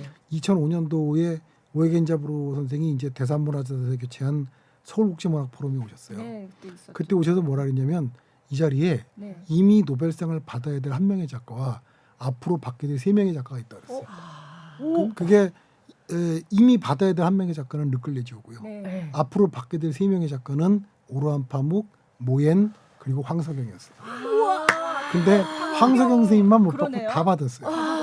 그래서 저는 역으로 깨맞춰 보면 오해가 왜 그런 말을 했을까 생각했는데 2008년 댁에서 들었을 때 놀라운 걸 들은 거예요. 근데 그날 이제 오에겐자브 선생이 더 재밌는 얘기 하셨어요. 네. 나 요즘에 네. 무라카미 하루키를 읽는다 그래요. 오! 깜짝 놀라서 네. 일본의 문학에서 오해와 무라카미 하루키는 대척점에 있거든요. 네, 그러니까 그렇죠. 오에겐자브로는 정통 문학이 있는 그죠. 거고 하루키는 되게 대중적 문학이에요. 맞아요. 그래서 실제로 오에겐자브로 선생을 추종하는 그 작가들이 있어요. 시마다 마사이코나 히라노 게이치나 이런 작가들은 하루키는 상당히 잘안 좀 쳐줘요. 네. 경원시하거든요. 그렇죠. 네. 네. 근데 그 원류인 오해 선생님이 오. 그렇게 얘기를 해서 제가 깜짝 놀라서 선생님 그게 무슨 뜻인가요? 그랬더니 서점에 내 책은 없어도 하루키 책은 있더라. 뭐 하루키 읽어보니까 좋더라는데 정말 그러고 한 1, 2년 있다가 하루키가 후보로 거론되기 시작해요. 네네네. 그래서 저는 아까 제가 말한 그 합리적 의심을 확신하기 시작한 겁니다. 그래서. 그래서 이제 그런 후보 추천하는 사람들도 있고 음. 그런 과정들이 토론하고 이러면서 조금씩 흘러나가는 거 아닌가. 그리고 거기도 여러 연구하는 사람 이런 사람들이 있으니까 그렇죠. 그리고 네. 과거에 후보로 거론됐던 사람 이런 것들이 종합되면 쭉 나오는 거죠. 그래서 네. 사실 한국에서도 그렇게 후보로 거론된 사람들이 꽤 있었어요. 네. 근데 이제 이번에 한강 작가가 받은 것 갖고는 뭐 제가 한 얘기는 아니지만 여러 분석가들 얘기 들어보면 재밌는 분석도 많이 해요. 그러니까 타이밍상으로 아시아가 받을 때가 네. 됐다. 네네네. 네. 근데 여성이 받을 때가 됐다. 최근 노벨 문학상을 보면 한 해는 남성을 주고 네, 그 이듬해는 네. 여성을 줬대요. 맞아요. 여성이다. 네. 그럼 아시아 여성 그러면 좁혀지는 게 몇 있죠. 그렇죠. 중국의 네. 찬쇠 네. 네. 그리고 한국의 한강 김혜순 네. 이게 좁혀 벌써 확률이 우리가 3분의 2지 않습니까? 그렇죠, 그렇죠. 뭐 이런 것도 있고 또 하나는 일본은 이미 가부다스네리하고 오에겐자부로가 그렇죠. 있고 두 명이 있으니까. 중국은 중국에서 부인하지만 가오싱진 가오싱진. 작가죠. 네. 그다음에 모엔 모엔가. 있고. 네. 근데 아까 말한 한국이 이렇게 세계적으로 문화의 중심에 서 있는데 한 번도 안 한국을 나왔어요. 그냥 지나가기 어렵지 않았겠냐? 뭐 이렇게 분석하시는 분들도 있는데 뭐 이제 나중에 끼워 맞추는 거긴 하지만 그건 그냥 그럴싸한 추론이다. 네. 좀 그것도 가능하다 이렇게 생각하거든요. 그러니까 그만큼 아까 제가 K컬처가 기여한 바가 있을 것이라고 말씀드린 것도 네. 아까 이제 그런 외부적인 피셜들 놓고 네. 보면 가능성이 있다, 개연성이 있다 이렇게 생각합니다. 네. 그래도 가장 이제 중요한 건 한강 작가님의 어떤 작품들의 힘. 그쵸? 저는 그게 네. 제일 크다라고 생각이 들고요. 네. 한강 작가의 작품은요, 한국 문학을 바라보던 기존의 서구의 전문 독자들 눈에는 굉장히 낯설고 신선했을 겁니다. 놀라웠을 것 같아요. 그러니까 우선 그 기본적인 한국이 그래도 아직까지도 남성 중심의 사회지 않습니까? 그러니까 남성 중심의 서사라는 거는 이게 이야기가 확실하고 네. 그 안에서 이게 명확하게 갈라지지 않습니까? 네. 근데 이번에 한림원에서 봤겠지만 한강 작가의 그 수상에 대해서 뭐라고 얘기했습니까? 그 역사적 트라우마를 직시하고 직시하고 그 인간 삶의 연약함을 드러내는 보여준 강렬한 시적 산문. 네. 네네. 이거는 기존의 한국 문학의 문법엔 별로 없는 거예요. 그리고 한강 문학에 대해서 김명인 평론가가 이렇게 얘기했더군요. 황석영이라든지 기존의 남성 중심의 작가들은 예측 가능한 얘기를 한다. 그리고 작가가 여러 가지 이야기를 풀어나가서 독자들은 모르지만 작가는 결론을 알고 있다. 근데 한강은 계속 질문한다. 네네. 그리고 한강의 질문은 자기도 잘 모르는 것들을 계속 질문한다.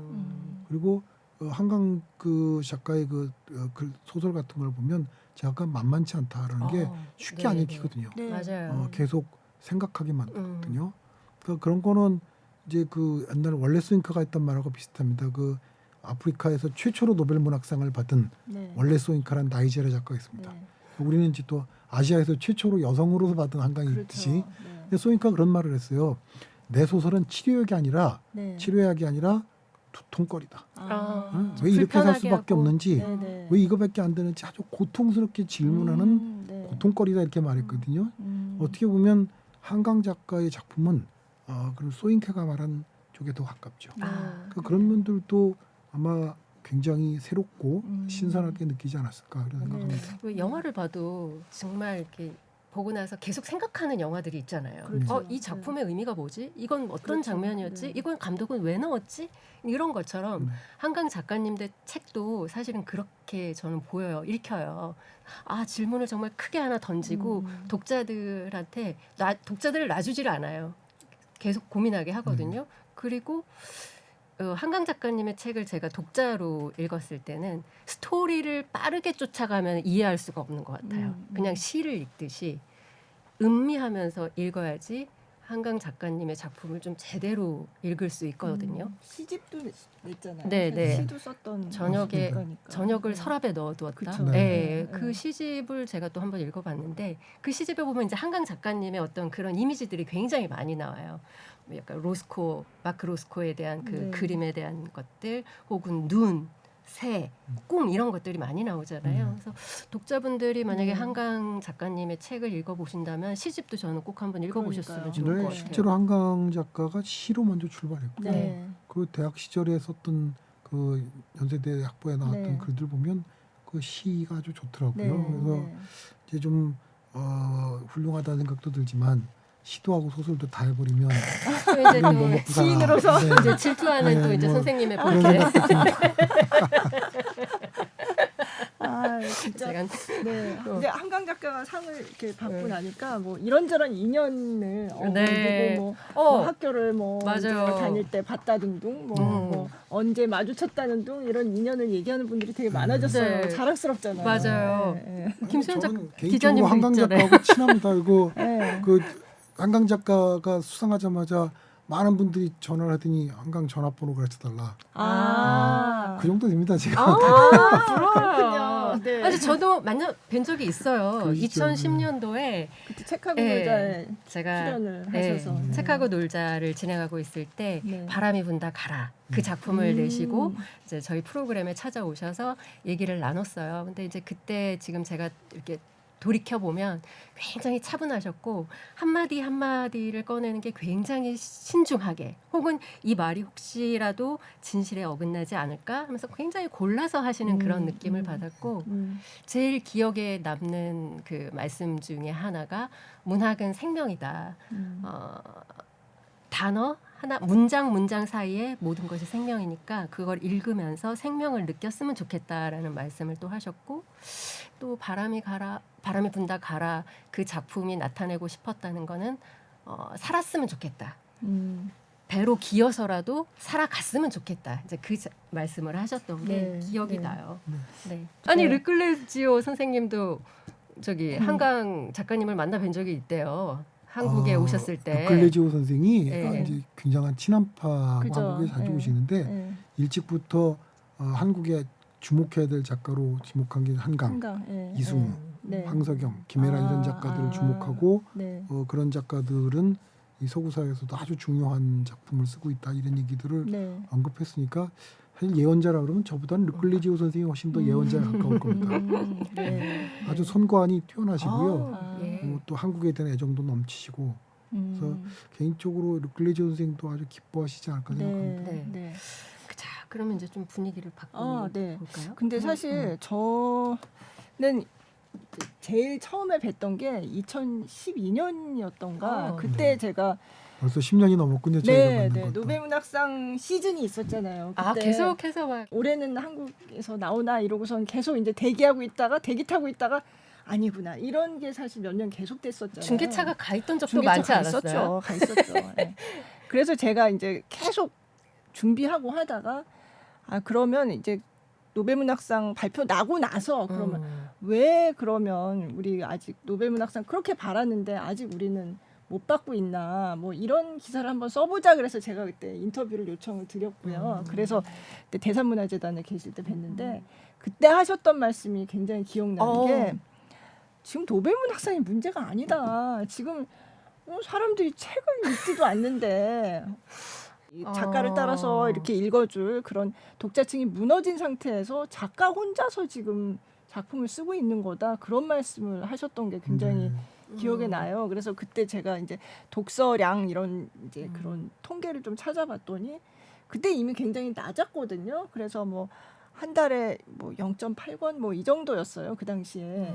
근데 그때만 해도 많이 읽었던 거더라고요. 더 예. 줄었죠. 지금은 훨씬 줄었죠. 그러니까 제가 네. 오기 전에 자료를 좀 찾아봤더니 이제 매년 그 국민 독서 실태 조사를 한다는데 예. 작년도 조사한 게 가장 최근 조사인데 그죠. 조사 시작한 이래 최저였어요. 최저치였던데 그냥 그래서 계속 낮아지는 종이책 상황이었는데. 기준으로 예. 우리나라 성인들이 1년에 책을 1.7권을 읽는다. 네. 저는 1.7권도 아닐 것 같아요. 왜냐면 네. 보통 우리 설문할 때 함정이 있지 않습니까? 네. 뭐 당신은 무슨 프로그램 좋아하십니까? 그러면 사실은 코미디 보지만 뉴스라고 답하는 것처럼 그쵸. 하나도 안 읽는다라고 전문이니까. 말하지 않은 예. 사람도 있었겠다. 근데 어. 그게 2012년부터 점점 나빠지고 있다. 그래서 네. 저는 굉장히 안타까운 거는 노벨 문학상을 받았다고 막 환호하는 것도 좋지만 네. 그렇지 말고 좀 한국 문학을 좀 읽어달라. 아, 네. 사실 제가 몇 년 전부터 그런 얘기했어요. 한국 사람들이 전 세계에서 노벨 문학상에 대한 열망이 가장 뜨거워. 맞아요. 근데 역설적으로 가장 안 읽는 사람들이다. 아니고. 그러니까요. 왜 그럴까요? 네. 더 나아가서 2020년대도 와서는 세계에서 한국 문학의 독자는 계속 늘어나요. 네. 제가 네. 번역원장 가서 그 해외에서 출판된 한국 문학 그 작품들에 대한 판매량 전수조사를 한 적이 있어요. 네. 그래서 아마 제가 그때 처음으로 했고 아마 국내 문화 관계된 공공기관 중에 해외에 뭐 지원해주고 네. 결과를 조사해서 공개한 건 제가 전수조사. 처음일 겁니다. 네. 근데 그때 보면 이미 한강 작가의 작품이 네. 전 세계에서 16만 부가 넘게 팔렸어요. 네. 그리고 그 82년생 김지영 같은 경우는 네. 전 세계에서 30만 부가 팔렸습니다. 네. 그러니까 해외에서 한국 문학의 독자는 계속 늘어나고 베스트셀러에도 오르고 막 이러는데 한국 작가를 읽는 한국 독자들은 계속 줄어들어요. 그래서 세상에 이런 아이러니가 어디 있느냐. 네. 제가 그런 지적들을 많이 했는데 네. 이번에도 제가 모두에 말씀드렸지만 이 베스트셀러 랭킹 1위에서 10위까지가 다 한강 작가예요. 그러니까요. 근데 이거는 반가운 일이기도 하지만 한편으로는 네. 걱정스럽거든요. 네. 그러면 한강 작가 열풍이 지나가고 하면 네. 도로 제자리로 돌아가면 어떡할 것인가. 그래서 음. 그 어떠한 경우라도 독자가 없는 문학은 있을 수가 없습니다. 네. 그래서 작가는 끊임없이 독자를 의식하고 독자와 소통할 수 있어야 되는데 네. 그 기반이 만들어지지 않으면 한국 문학의 미래를 만드는 가장 첫 번째 도를 못 놓는 거다. 그 초석과 같은 것이 한국 문학을 읽는 거다. 네. 그래서 저는 그 학교 다녔을 때 억지로라도 읽었던 그 책들이 맞아요. 그렇죠. 저한테 네. 좀 그런 큰 자양분이 됐거든요. 네. 교육 과정도 문제가 있는 것 같아요. 저는 우스갯소리로 저를 문학하게 만든 거는 고등학교 때 저희 국어 선생님이었어요. 무슨 일이 있었냐면 이분이 이렇게 수업 시간에 앉아 있는데 그 좀 이름을 많이 날리지 못한 비평가셨는데 네. 갑자기 제 짝 보고 야 너 요즘 무슨 책을 읽어 이러는 거예요. 그러니까 네.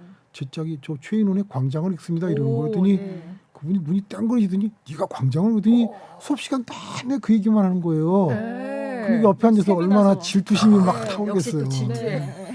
그래서 제가 하굣길에 저도 광장을 광장을- 갔어요. 아. 고등학교 2학년 때. 네. 근데 고등학생 읽긴 좀 어렵더라고요. 마지막까지 읽으면서 계속 고뇌하게 만드는 거예요. 주인공이 또 왜 기껏 제 3세계를 그러니까요. 가서 거기서 또 네. 바다에 빠져요. 네. 근데 그게 저한테 문학이 뭔가를 만들어준 첫 계기였던 것 같아요. 결국 근데- 질투가 만들었네요. 예. 뭐 질투는 저의 힘입니다. 근데 아마 저뿐만 아니라 많은 분들이 네, 네. 그런 과정 속에서 맞습니다. 문학- 네. 그걸 인식하고 문학 작품이 얼마나 우리 삶 속에서 중요한가. 네. 그러니까 결국 아까 문학 작품은 삶과 그 정신의 지형도라고 그랬지 않습니까? 맞아요. 그걸 통해서 그 시대를 이해하고 또 그런 정신 세계를 받아들이는 건데 우리 사회가 너무 중물적이고 가벼워지는 것이 네. 네. 안타깝죠. 음. 그래서 이 노벨 문학상 수상이 저는 그냥 한바탕 떠드는 그리고 잘 놀았다는 잔치가 아니라 네. 근본적으로 우리 문학을 다시 생각하고 네. 문학이 풍요로워지고 또 문학의 토양이 아주 건실해지는 계기가 됐으면 좋겠다. 네, 네. 그런 바람이 간절합니다. 그러면 아까 말씀하신 그 2012년에서 지금 10년 정도 지났는데 이렇게 노벨 문학상을 탈 수 있게 된 거는 한국 독자랑은 상관이 없는 얘기네요. 아까 말씀드린 번역의 힘이죠. 그러니까 그렇죠. 예. 노벨상 심사위원들이 한국어를 읽고 심사했을 가능성은 그러니까요. 제로 없으니까. 아니겠습니까? 그러니까 예. 번역본 달라진 거는 이제 번역가들이 네. 좋은 번역가들이 많아졌고 그 전보다는 그래서 네. 번역의 힘이다. 네. 그리고 그 뒤에 한국문학번역원과 대산문화재단이 있다. 네, 네. 그러니까 제가 이제 어느 신문 칼럼을 썼을 때 그 얘기를 했는데 1992년도에 대산문화재단을 만들 때 이야기예요. 네. 제가 이제 그때 언론사에 있다가 실무 책임자로 갔는데 사실 저는 얼결에 갔거든요. 왜냐하면 그 책임을 맡았던 은사님이 네. 저 대학신문사 주간 교수셨는데 아, 이분이 농과대학 선생이라 문학을 전공한 제자가 저밖에 없었어요. 네, 네. 그래서 저를 부르더니 막 얘기를 하셔서 저 선생님 제가 취직한 지 얼마 안 돼서 어쩌지 그랬더니 저한테 자네 원래 문학 청년 아니었나 이러더라고요. 그 말 한마디에 제가 가야 될 것 같아서 왔는데 네. 그래서 이제 대산문화재단을 만든 그 교보생명의 창립자인 대산 신용호 선생을 만났는데 네. 그분이 저한테 이런 말씀을 하세요. 그 교보문고 입구에 가면 역대 노벨문학상 수상자들의 초상화가 있는데 맞아요. 그 한 자리를 비워놓고 있는데 맞아요. 네. 그 자리를 만드는 일을 하고 싶습니다 그러세요. 오, 네. 근데 제가 그때만 해도 20대 때라 네. 이제 이 막 자신감, 네, 그리고 네. 건방짐이 하늘을 찔렀는데 얼마나 네. 높으셨겠어요. 그때 제가 그랬거든요. 창립자님, 그거는 매우 어려운 일일 뿐만 아니라 시간도 아주 오래 걸리는 일입니다. 네. 그 말 뜻은 저희가 살아서는 어렵습니다는 뜻으로 말씀드렸어요. 근데 이분이 듣더니 곰곰하게 듣더니 저한테 뭐라면 그래서 하고 싶은 거예요라고 말씀하셨어요. 저 그 장면을 잊어버릴 수가 없습니다. 놀랍죠. 네. 근데 그걸 이제 그 바로 이듬해 지금 그 이사장이신 교보생명 신창재 회장이 이어받았는데 네. 그분이 저한테 뭐라고 말씀하셨냐면 예술 문화에 대한 지원은 결과를 예측하기가 어렵고 시간이 아주 오래 걸리는 거다. 네. 그래서 전문가들하고 좋은 정책을 만들고 네. 인내심을 가지고 일관성을 가지고 일을 추진해야 된다. 그래서 그게 지금 대산문화재단이 그래서 92년 창립하면서 지금까지 계속 문학을 지원하고 있는 겁니다. 네. 놀라운 일이죠. 네. 그래서 제가 이제 결론을 뭐라고 말씀드렸냐면 지금 우리한테 필요한 거는 좋은 정책 네. 그리고 인내심과 일관성이다. 이게 없으면 예술 문화에 대한 문학뿐만 아니라 예술 문화에 대한 그 어떠한 지원도 안 되는 겁니다. 근데 우리는 너무나 조급해요. 맞아요. 그러게요. 그리고 네. 정부가 스스로가 네. 막 매년 정책을 바꿔요. 아, 그리고 네. 저 번역원에 있을 때도 자기도 잘 모르잖아요. 근데 막 예산 주머니를 이쪽 저쪽도 막 옮겨요. 임의적으로. 네. 그분들은 전문가가 아니거든요. 네. 그래서 제가 늘 말씀드리는 게 떡은 떡집에 맡겨야 된다. 그죠. 그래서 시루떡 만들어 주세요. 그랬으면 맛있는 네. 시루떡 만들어 주세요 하고 떡집에 맡겼으면 네. 기다려야 되는데 우리는 안 그래요. 그 팥은 몇 년도산으로 해주고요. 어디 거로 해주시고요. 쌀은 어디 거로 써주시고요. 뭐 네. 찌는 건 몇 도에서 몇 분 네. 쪄주. 네. 그건 자기가 만들어야죠. 그러면. 그죠. 저는 이런 그 뭐랄까 비전문가들이 갖게 되는 지나친 관심, 네. 호기심이 개구리를 죽인다고 그러지 않습니까? 네네네. 그런 건 좀 지양할 때가 됐다. 그게 진짜 문화 선진국이다. 사실 얼마 전에 또 이제 문체부에서 당장 이제 한강 작가의 노벨문학상 수상을 계기로 이제 한국문학 번역 지원을 늘리겠다 이런 취지의 이제 발표를 했어요. 그래서 뭐 문체부 예산안이 지난해 대비 뭐 몇 % 증가했다 뭐 이런 거 발표를 막 했거든요. 근데 제가 보니까 이게 이미 굉장히 많이 줄어있던 상황이라고 하더라고요. 그러니까 문화 관계된 예산은 제가 이제 번역원 기준으로 네. 또는 제가 알고 있는 문학 출판 분야 예산을 말씀드리면 네. 2022년이 정점이었던 것 같아요. 네, 네. 근데 이제 그게 2023년으로 넘어오면서 네. 거의 20% 정도 깎였습니다. 네. 근데 이제 저희 번역원은 아주 운이 좋아서 네. 그 이제 국회 민주당의 도종환 의원이 끝까지 예산을 좀 더 늘려주려고 노력해서 네. 14% 깎였어요. 그랬더니 네. 주변에서 야, 넌 정말 운도 좋다, 복도 많다 그랬는데 깎였죠. 그래서 이제 올해 들어오면서 유인천 장관께서 과거 수준으로 되돌려 놓겠다. 네. 많이 돌아왔는데 그래도 2022년보다는 적습니다. 그러니까 아, 그러면 수치는 퇴행인 거죠. 네. 그리고 네. 더 중요한 거는 늘렸다고 말하는데 사실은 총액에서도 줄었고요. 네. 이게 예를 들면 번역 출판 예산은 이렇게 늘었는데 반대로 보면 번역가 양성 예산은 반으로 줄어났어요. 아. 이거는 아랫돌 깨서 윗돌 네. 끼우는 거죠. 그러니까 네. 이런 거 아니고 지금 이제 올해 정부 예산안은 이미 끝났기 때문에 네. 남아 있는 거는 이제 국회에서 어떻게 그거를 그렇죠. 이제 볼 것이냐는 관건이 있는데 네. 저는 문화 예술에 대한 지원을 좀 더 늘려야 된다. 좀 파격적으로 늘려야 된다. 네. 그게 국격이거든요. 보통 우리가 그 신문이나 잡지를 볼 때 좋은 신문이나 좋은 잡지 또는 방송도 마찬가지입니다. 네.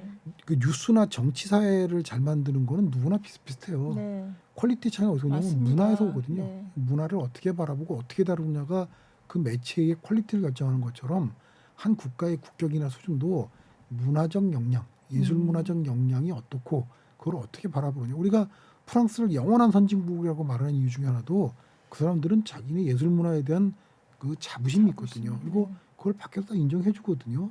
그게 진짜 선진국인 겁니다. 네. 그 저희도 이번 노벨문학상 수상을 계기로 뭔가 좀 컴플렉스를 하나 받았으면 아까 제가 세계문학으로서 한국문학이 돼야 된다고 네. 했듯이 이제 세계 문화의 일원으로서 한국문화가 되도록 네. 그런 노력들이 필요하다는 생각을 합니다. 네. 한강 작가님이 수상을 하고 나서 제가 유심히 사람들을 보거든요. 네. 저희 회사 옆에 오목공원이 있잖아요. 네. 점심시간에 가서 책 보고 앉아 있는데 있어요? 네. 제가 그런 사람 몇 명 봤어요. 처음으로 아니고요. 봤어요. 지하철 탔는데 네. 아주머니들이 책을 한강이 읽고 있어요. 노벨상 받았대, 뭐 한강 작품 읽어봤어 이러거든요. 정말 어마어마한 뉴스구나. 네. 경사죠. 그렇죠. 이런 축복 속에서 뭔가 하지 않으면 안 되는 겁니다. 그러니까 네. 한국 사회에서 이렇게 의견이 모아지고 뭔가를 막 다 같이 축하해 줄 수 있는 일이 드물거든요. 네. 이게 정말 그 한국 문학, 한국 네. 예술 문화한테 큰 동력이 됐으면 좋겠습니다. 그래서 왜 주식에서도 바닥을 치면 올라간다 하잖아요. 우리나라도 이제 책 책 읽는 네, 것도 이제 이것도 바닥을 치고 바닥이니까 이제, 이제 한강 작가님의 수상을 계기로 해서 네. 많은 사람들이 이제 책의 매력에 좀 빠졌으면 좋겠다. 근데 이제 저는 독자의 입장으로 보면은 문학의 가장 큰 힘은 그건 것 같아요. 내가 뭐 책을 읽으면서 재밌기도 하고 또 나 혼자 고민하는 시간이 되기도 하지만 타인에 대한 이해가 네. 있을 수 있잖아요. 이거는 바로 옆에 있는 뭐 시인님도 제가 이해할 수도 있는 거고 책을 보면서 또 아니면 이게 정말 큰 공동체를 이해할 수 있는 힘이 되기 때문에 어떤 문학에 대한 우리가 어떤 좀 힘을 믿었으면 좋겠다. 그래서 한 2권 주문할 거 한 4권 주문하고 네. 좀 그랬으면 그렇죠. 좋겠어요. 네. 최영 아나운서가 책하고 놀자를 오랫동안 지니고 계셔서 사실 네. 정말 예술 문화의 전문가십니다. 그러니까요. 네. 알려줘요. 제가 특별히 오늘 모셔봤습니다. 네. 그걸 알고 말씀 하나하나 다 받아 적어야 될 것 나 같아요. 그냥 지금 받아 적어야 되는 네. 주옥 같은 얘기. 네. 아닙니다. 진짜 좋아요. 그러니까 네. 반짝이라고 할지라도 음. 어쨌든 이렇게라도 좀 책 많이 읽었으면 좋겠다. 네, 그런 네, 생각이 네, 네, 들고요. 네. 김재현 기자만 문화 전문 기자 하지 마시고 네. 문화 전문 아나운서로 우리 최영 아나운서를 네. 좀 그럼 저희 어떻게 세트로다가 앞으로 뭐 문화 이런 거 관련된 게 있으면 항상 모시도록 하겠습니다. 네. 예, 감사합니다. 자, 그러면 이제 선생님 이제 곧 이제 마무리를 해야 되는데요. 네. 마지막으로 이 얘기는 내가 꼭 하고 싶다 하는 게 있을까요? 그러니까 문학에 대한 붐이 굉장히 이제 이렇게까지 올라온 적이 없거든요. 네. 근데 지금 아까 말씀드렸던 번역을 통한 한국 문학의 생태를 조성하는 거, 네. 번역가를 양성하는 것도 참 중요한데 더 중요한 건 문학에 대한 정책의 일관성. 그리고 여기에 종사하는 사람들이 충분한 보상을 받아야 된다고 생각을 해요. 근데 안타까운 거는 어찌된 일인지 지금 들어와서 문학을 지원하는 문학진흥정책위원회가 폐지가 됐고요. 네. 그다음에 예술위원회의 문학 분야 위원은 네. 지금 공석이라면서요? 아직까지도 공석이에요. 네. 네. 그리고 예술위원회의 문학 예산은요 믿지 않겠지만 10년 넘게 30억 수준입니다. 하나도 안 그러니까 늘고 번역원 네. 빼고 문학을 지원해 준 네, 예산인데 네. 내년에 이거 더 줄어들 거란 얘기도 있어요. 음. 더 안타까운 거는 이 어마어마한 일을 한 게 한국문학번역원이 한 축을 담당했는데 한국문학번역원 직원들은 문체부사나 공공기관 중에서 가장 낮은 임금을 받고 있습니다. 그래서 평직원들 기준으로 하면 최저임금보다 조금 넘게 받아요. 근데 이분들의 대부분이 대학에 그 어문 전공하면서 최상위권에 있던 분들이에요. 네. 네. 이분들이 꿈을 가지고 왔다가 대우가 너무 열악하니까 많이 번역원이 그만두세요? 이직률이 가장 높은 기관이 됐어요. 네. 이래 갖고는 미래가 없습니다. 그래서 이 번역에 대한 지원, 문화예술에 대한 지원 좋지만 여기에 종사하는 사람들이 뭐 큰 보상을 받지 않더라도 최소한 생활할 수 있을 정도의 처우 개선 정도는 있어야 된다. 제가 번역원장 번역가들은 어떤가요? 번역도 굉장히 어렵죠. 왜냐하면 네. 번역비 자체도 사실은 번역 작품 하나 번역하면 보통 1,500만 원 정도 번역비를 받거든요. 근데 생활하려고 그러면 일년에 그렇죠. 두세 개는 번역해야 되거든요. 그죠. 최소한. 네. 근데 일년에 두세 개 번역하기가 쉽냐고요. 그러니까 대부분이 어. 좋은 사람들이 통역으로 빠지려고 그러고요. 네, 네. 여기 종사하는 사람들은 되게 그 어떤 소명감 같은 걸 네. 가지고 있는데 아니 지금 시대가 어느 시대인데 아직도 소명감 아, 이런 거에 그걸로는 안 의존한다는 되죠. 건 넌센스 네. 같아요. 그래서 네. 저는 제가 번역원장 할 때도 기재부 굉장히 쫓아다니면서 번역원 직원들 임금 좀 올려주십시오 그랬더니 네. 찔끔 올려주더라고요. 아. 근데 그거 가지고도 엄청 생색을 내는데 네. 다시 끝나고 나서 보니까 맨 바닥에 또 가 있어요. 아 그래도 근데 저는 이거부터 해결해 주지 않으면 일할 사람이 없는데 어떻게 누가 노를 줬겠습니까?